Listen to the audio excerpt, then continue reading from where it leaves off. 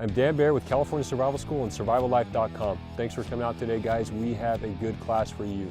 Today what we're going to cover is what most people would consider the ultimate or most necessary survival skill. What we're going to cover today is friction fire. As far as getting these materials prepped, I'm going to make sure I have a nice stable platform for my board to be on. I want to make sure it's not going to be moving and rocking on me. And then I'm going to notch in a space on here and make sure that it's set up. If I didn't have a knife, I would just use a rock. So that's fine to use right now. I'm just going to use a little sharp corner of a rock to kind of notch in a space. What I'm trying to do is get a space deep enough to where my spindle kind of sets there, and when I get going slowly, it stays in place until it kind of burns in its own, works in its own way. I don't want to do it too deep, because if I'm going too deep, I'm going to waste fuel. So it needs to be a nice balance between making it deep enough to where this has a place to set, but not so deep that it's gonna waste all my fuel that I need, and I'll have to start over. I've got my foot braced. I got my fireboard parallel or perpendicular to where I'm set up. I want to make sure that I have this.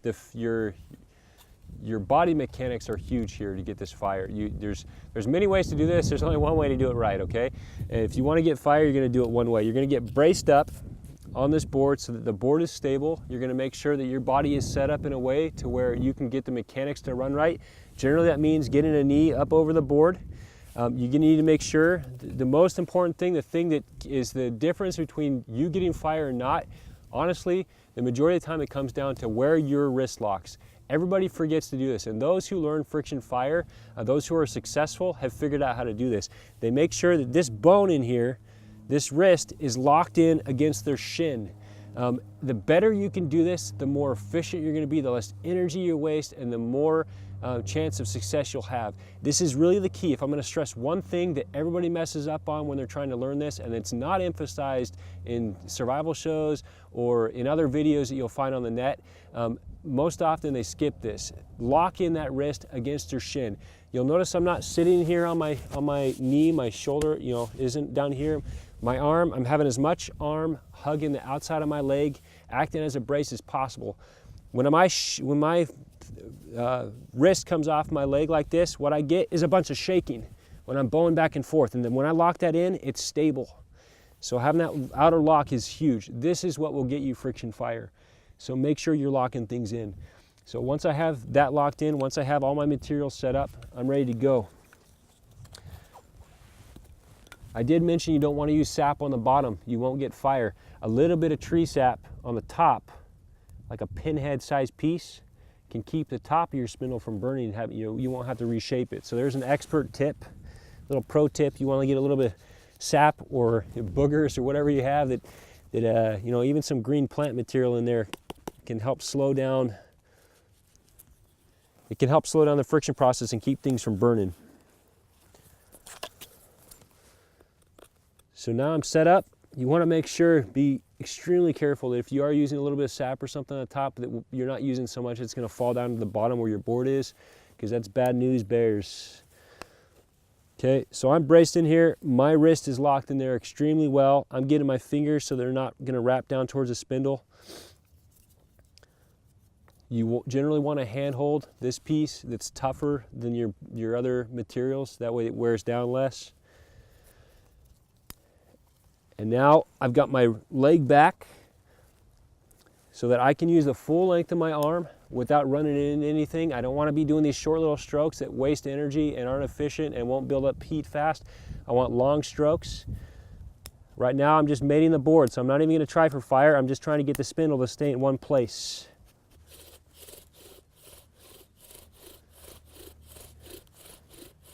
Okay, so all I did right there was just let it go long enough to where I can see it's heating up. There was a little bit of smoke you probably missed on the camera, and that doesn't really matter right now because I'm not trying to ignite anything. What I want is that fine black dust there, and I want to feel like the spindle's mating. All right. So we get that started, get a burn-in going. We want to make sure I'm steady enough to get a little bit of smoke to make sure things are staying stable. And once they are, I'm going to cut a notch. So get a notch cut in there. I want this notch to be nice and thin. It kind of widens out as you dig into the wood, but that's more the side getting blown out than anything else from the spindle burning it out. So right now what I'm going to do is I'm going to cut a really narrow notch. Should be a little pizza slice right through the center of your burn. So what I'm going to do is I'm going to set this spindle up here on my hard surface. If I pound this on the dirt absorbs all the vibration. So what I'm going to do is I'm going to take my bow and I'll use it like a hammer and start knocking out a wedge. Keeping the wedge nice and tight. If your wedge is too big, you're going to end up with a side that can't hold your spindle in place when it's spinning, and it'll just blow out the side of your board and you got to start over. All right, so I have a notch that's all set up. It's going right to the middle of my board. It's right in the sweet spot where everything can mix, the dust, the oxygen, and the heat can touch the fuel source. So I'm getting it set up, getting it flat. Got my spindle mated with my board, meaning it's going to stay in the same place when I run it.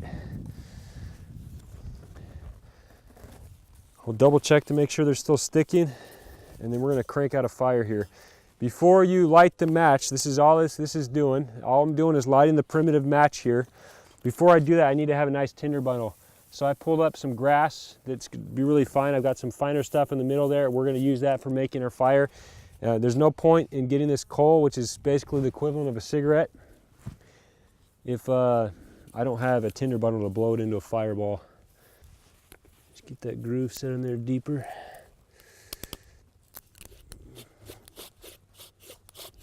Go slow and make sure it's working its way back in. Get that nice smoke. Use the full length of your bow.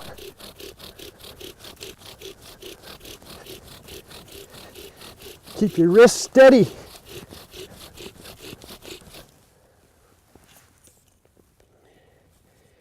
And if we have a coal, that'll keep smoking. If it keeps smoking, there's no need to rush. It'll keep burning. This stuff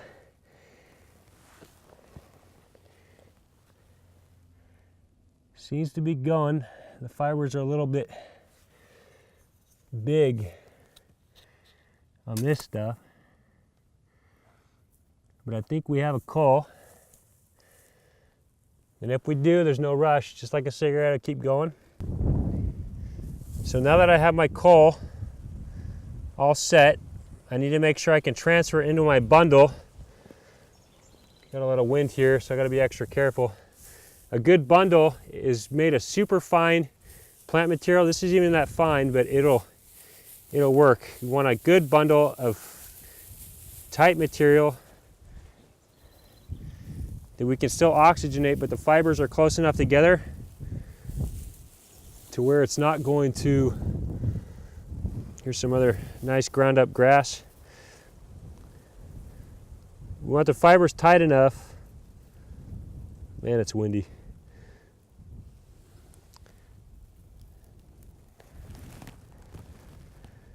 We'll just stick that whole leaf in there. Might as well. All right, baby. We got our coal in there. We're gonna try to blow it into flame real quick. So I'm gonna wrap it up like a baby in some super fine fibers and let it oxygenate. And the wind's not even, I don't even have to blow this. It's already a fire.